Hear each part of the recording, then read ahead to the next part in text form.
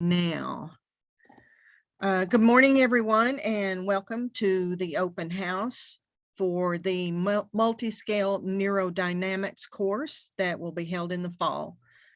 Please be aware that we are recording this today, and please let me introduce the instructor of the course, Dr. Henry Abarbanel.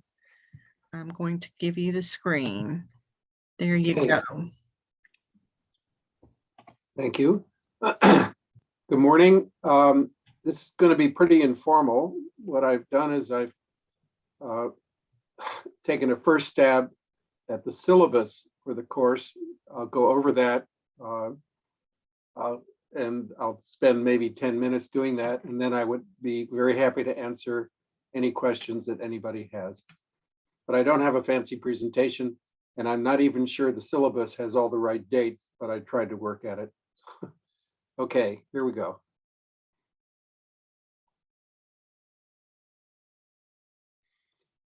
Okay, this is a course that was developed about 15 years ago,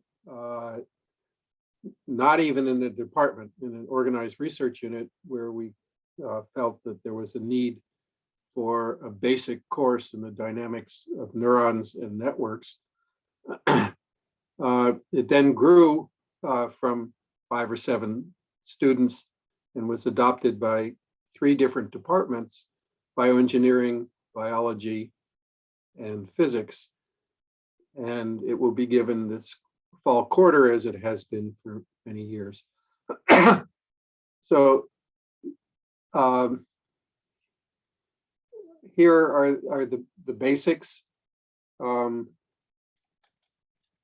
The course will be taught from 9:30 to 10:50, Tuesdays and Thursdays. That's a regular time for UCSD. It'll be in the Mayer Hall Annex, room 2623. That's very close to Bonner Hall. If you know Bonner Hall, and if you don't know Bonner Hall, it's still close to Bonner Hall. All right. This is my first cut of a syllabus. I often write 2 syllabi because before the class starts, I don't know you. I don't know your backgrounds. I don't know what it is that you're interested in. So I try to write a second syllabus in the second week that covers things like that. I am recommending 3 different books, all of which I will send you as PDF files. I have a little disclaimer here that says these are available on the web, so I didn't cheat anybody. One is an advanced undergraduate book called Foundations of Neurophysiology by Johnson and Wu. It is an upper division book, but it actually discusses the Hodgkin-Huxley model and neurobiological experiments. The second is a more advanced book by a group of people from Aberdeen, and sorry, I don't remember exactly what the third one is, but anyway, the message is that you don't have to buy a textbook because they're available on the web, and I will distribute it to all registered students. Here are a number of topics that I'm going to cover. If you have any knowledge of neurons and neurodynamics, you'll recognize some of these topics. One is called the Nernst or reversal potential, which is the balance between electrical forces and diffusion forces as ions move across the cell wall of neurons.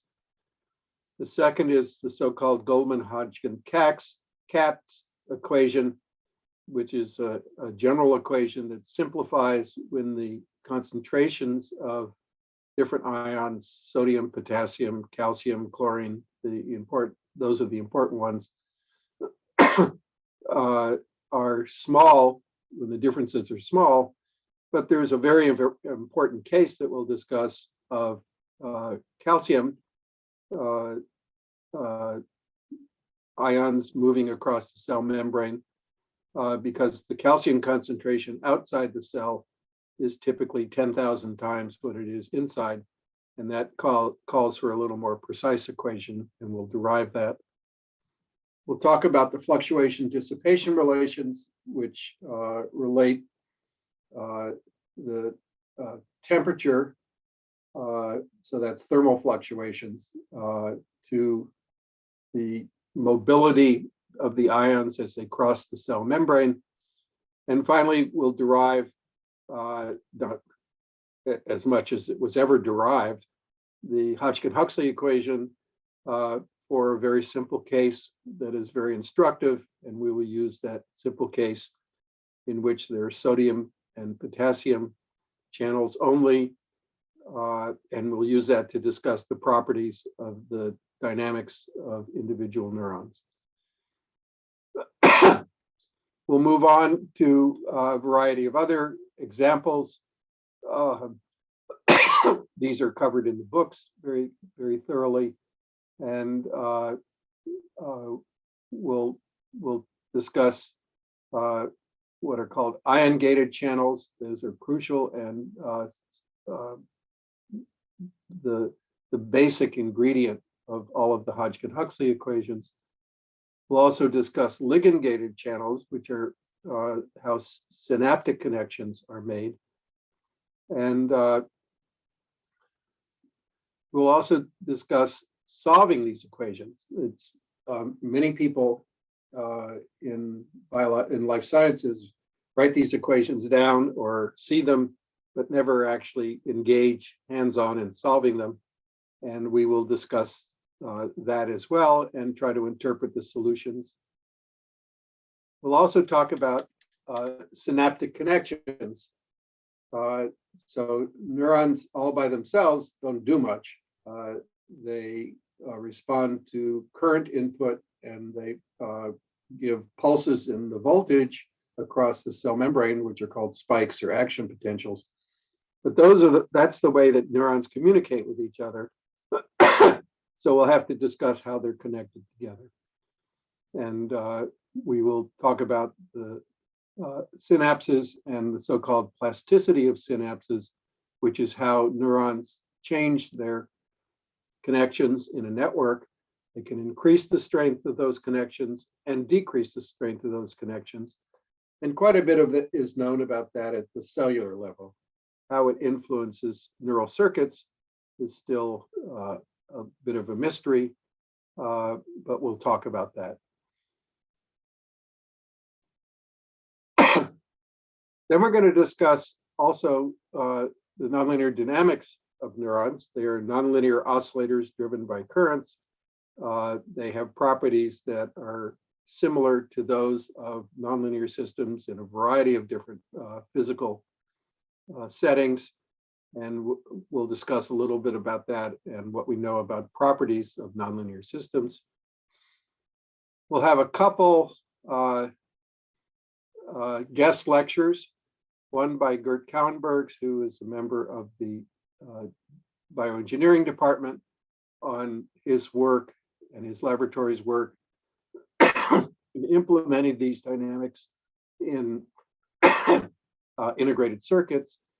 He'll discuss why we do it, where we are in it, and I don't have a specific date for him yet, but he's always been happy to do this.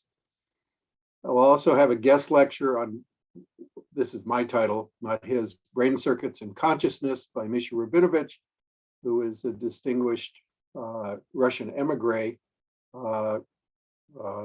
who has worked on this issue for the last few years. And somewhere in October or November, he will give a couple lectures on it.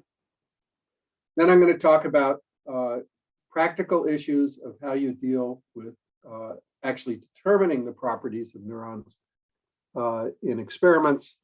And I will discuss what is known as data assimilation, a word that we have stolen, we shouldn't say stolen, adopted from the meteorological community.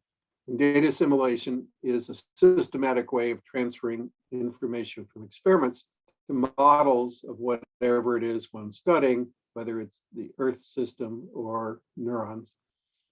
I'll talk about machine learning and data assimilation. And finally, I'll talk about machine learning for neuroscience applications, which is a brand new topic. And I hope that you will find that very interesting. That list is not rigid.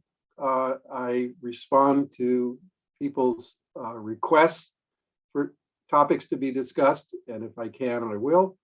And if we spend more time on one of these topics than another, that's okay too. The course is not rigid. It's really designed to convey to you how people actually work in the dynamics of neurons and try to understand brain functions. Okay, that's the science. Here's the nitty-gritty. This is a graduate course. I don't think you need to be instructed on how to do homework. You've probably had 4 or more years of that. You include your high school, it's been more than 4 years. I may suggest some homework assignments. They'll primarily be computational. If we have a TA, then the TA will grade these lightly. If I assign some homework, it's required. I want you to try it, I want you to do it, but it doesn't count for your grade. I am uncomfortable with the idea of trying to cram your knowledge into just a couple hours on a midterm or a final, but I think it's more productive, and it's been for the last several times I've taught this course, to do what I call capstone projects. So I will ask the students in the class to come up with some ideas for a term project or quarter project. I call it a capstone project. Sorry. I will ask you to get together in groups of order 3 to 5 students, and near the end of the course, in fact, capping the course, that's what I call them, capstone projects, each of the groups will give a talk to everybody else. They will prepare a presentation. They will prepare a written document of 15 or 20 or 25 pages that describes what they did during the term. And I will also ask every student to provide me with a 1 or 2 page document that says explicitly what you did as part of the group in the capstone projects. And I need that in order to identify what you did as opposed to what everybody else did. I know you will work cooperatively, and that's okay.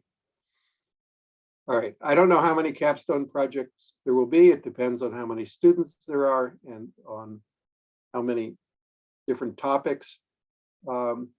We will start discussing the topics already in early October. The class begins, the quarter begins on the 22nd of September. So early October is really 10 days into the course, but I want to discuss with you capstone topics in early October. We'll settle on them so you can have most of the quarter then to work on them. I don't expect that you'll work in isolation. I will consult with any one of the capstone projects that wishes to talk to me about the material in the project, what you're doing, any suggestions I might have. I will be happy to look at your presentations before you make them to the whole class. So the capstone project is not isolated from the class, it's really quite interactive.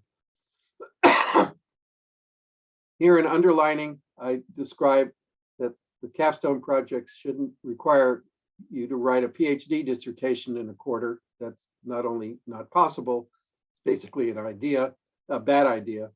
And it also should be more than just scouring Wikipedia for some bits and pieces here or there, or just a Google search.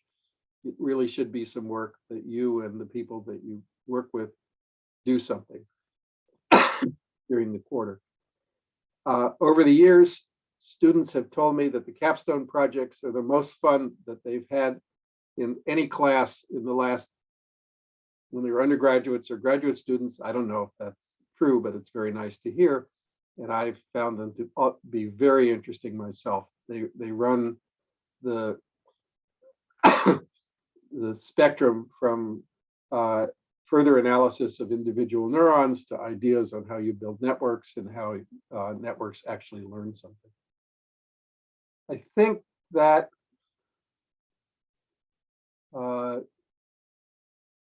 is really what I want to say, although I would like to point to this paragraph, which is my, sorry, getting over a little cough here. My lecturing style is informal. If you have questions, I urge you to ask the questions as they occur to you. I am sure those questions are on more minds than just your own, and you will be stimulating a discussion within the class itself. As I said, I'm not rigid on exactly what topics we cover, even though I have a list that I think is important. If I don't get to all the topics on the list, that's okay. They're all covered in the books that I will distribute. And I want to emphasize there are no dumb questions. Every question is interesting, and I will try to answer them if I can. If I don't know the answers, I'll think about them and come back in the next class and do my best to address your question. All right, that's really my speech. I'm going to stop the sharing and answer any questions that anybody might have.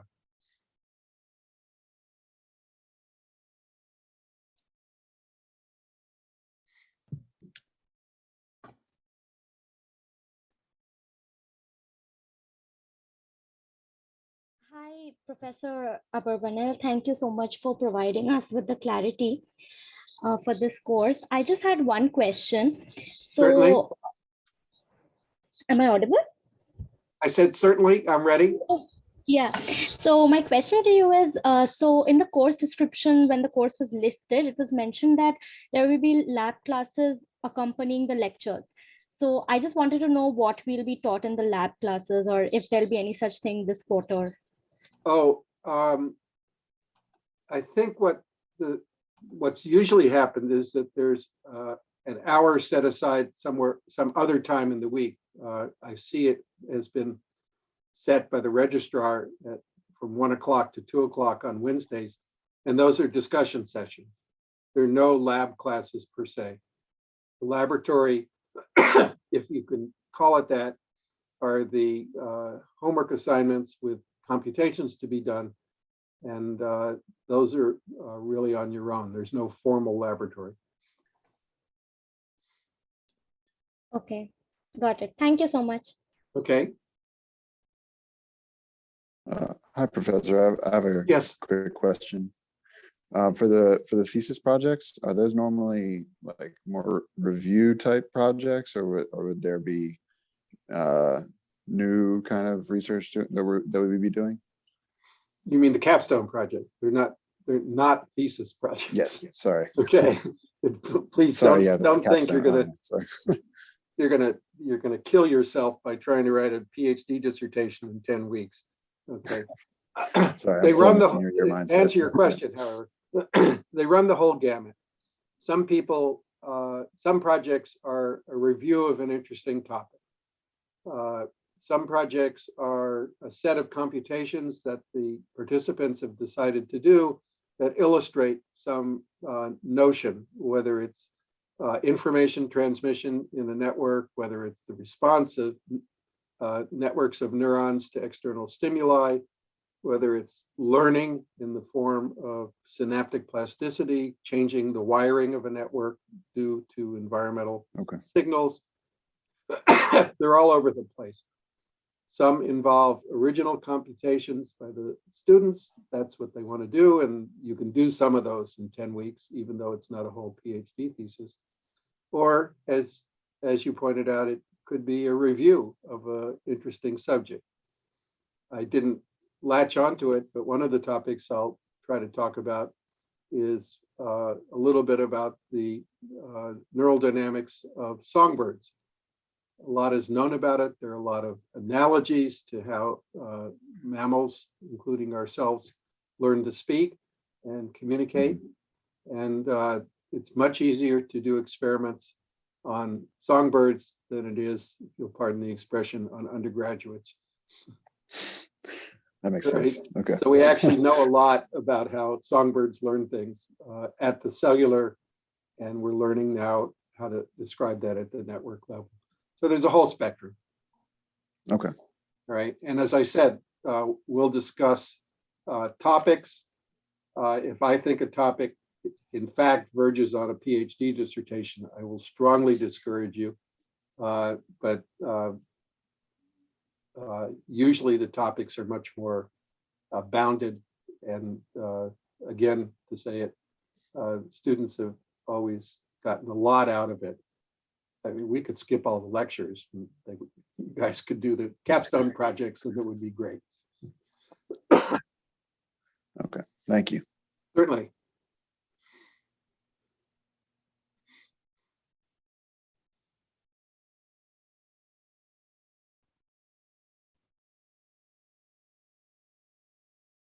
No other questions? Hi, Professor. Hi. I had one more question, Okay. but it's more of a personal question. So I personally come from a biotech background. So I have a very rudimentary background in physics. So like you discussed during your presentation, that there'll be a lot of physical models that we'll be dealing with and a lot of equations that we'll be deriving. So do you suggest any kind of preparation that I could probably take for your class, or is there anything that is required or necessary for me to, you know, follow and catch up with the class easily, or anything that I can do from my side before the classes? So I have it's a very good question and I have an answer, but I would like to ask a question so that I get a little more information about you. You're a graduate student now. And where were you an undergraduate? I did my undergraduate from India. From where? From Manipal Institute of Technology. Okay. So I presume you actually have some background in physics and chemistry, and Yeah, you may I think do. it's okay.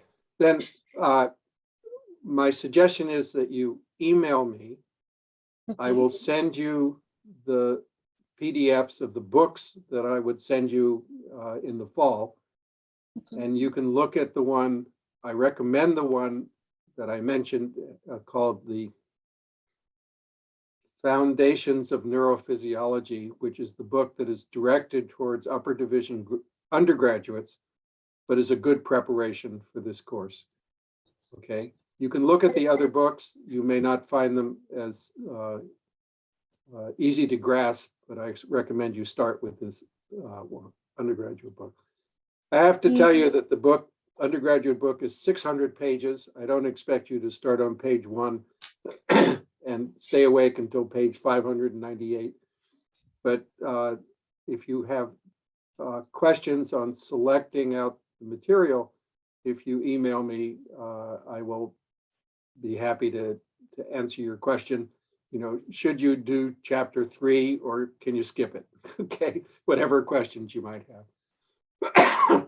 And my email is my name at ucsd.edu works, or at gmail.com, whichever you like. And if you can't remember that, if you ask Kelly, the organizer, she knows how to get a hold of me. Absolutely. Okay. Thank you, Professor. So I hope that answers your question. And don't be panicked. We're not going to do quantum field theory in this course. You don't have to worry about it. I'm a little intimidated, but I think this puts it to rest. So thank you for that. Well, the rest has to come from inside when you feel comfortable discussing that. But if you're interested in the way that neurons work, this is really the main introductory graduate level course on it. I'm looking forward to it. Thank you. Okay, well, good, me too.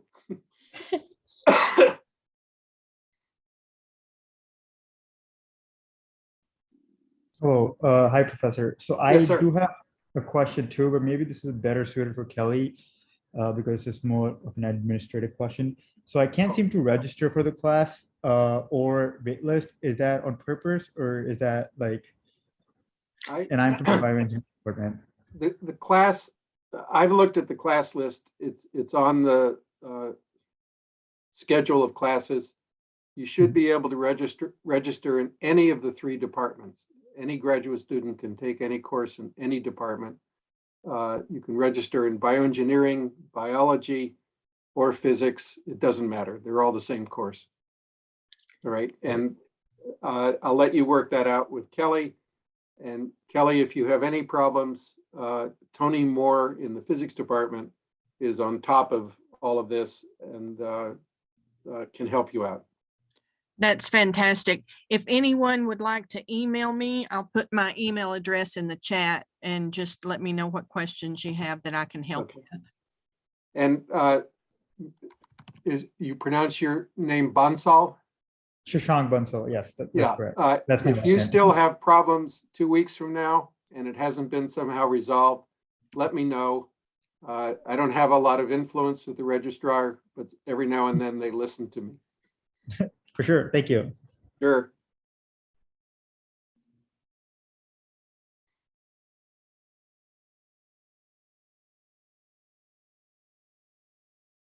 Okay, thank you all very much. If you decide to take the course, I will see you in September. And if you decide to take it next year, I don't teach it next year. Okay. Thank you very much, Dr. Barbanel. I appreciate it. And thank you all for coming. Have a great rest of your day. Okay, thank you for organizing it, Kelly, and I'll send you that letter you want. Terrific. Thank you. Bye-bye, guys. Bye, everyone. Thank you. Thank you. Thank you. Thank you.